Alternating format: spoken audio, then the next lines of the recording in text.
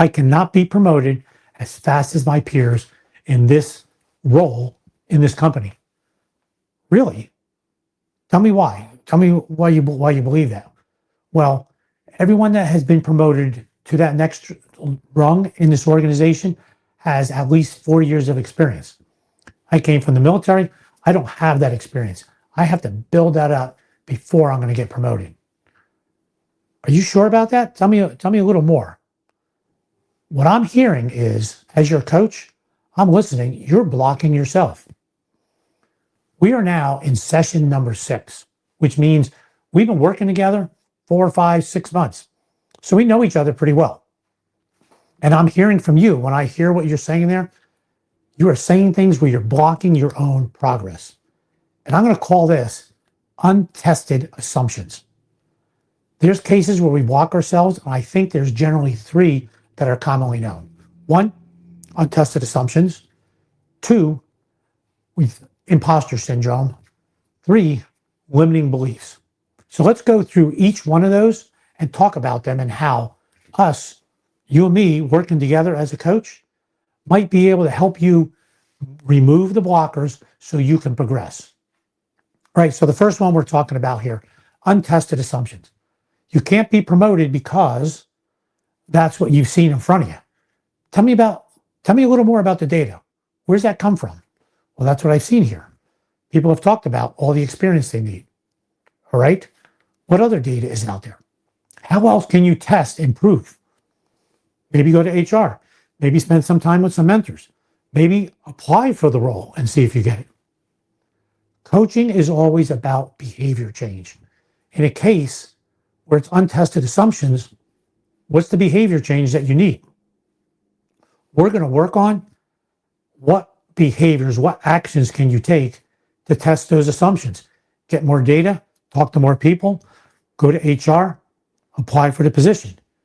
What is right for you to test those assumptions? That's the first one. Imposter syndrome. Typically, that happens in high performers. They get to a position and think, oh, I don't belong here. I'm a fraud. I'm going to be found out. First of all, how did you get to that position? Somebody saw something in you. You might have applied and you got there. Or somebody saw something and moved you there. So you're actually sitting in the seat right now as the leader. What's the behavior change that needs to happen while you're in that seat? Do it. Do the job. How can you prove, what are the behaviors you need to prove to yourself that you belong in that role? First, you're invited to the meeting, you're invited to the party, therefore you belong. Now, so there's some self-talk on where you are, and prove to yourself that you belong there by some of your behaviors. We'll work on ways to figure out what behavior changes do I need to show this is real, I really belong, and show it to yourself, not just those around you. Last one, limiting beliefs. Now, beliefs are something that we hold. It might be a case where you were told, oh, you are never good in a leadership role because whatever. In middle school, you're always nervous about being a leader. You just don't do well in those leadership roles. So that belief is ingrained. So every time a leadership role comes up, there's probably some self-talk. Oh, I can't apply for that. I'm not good at that.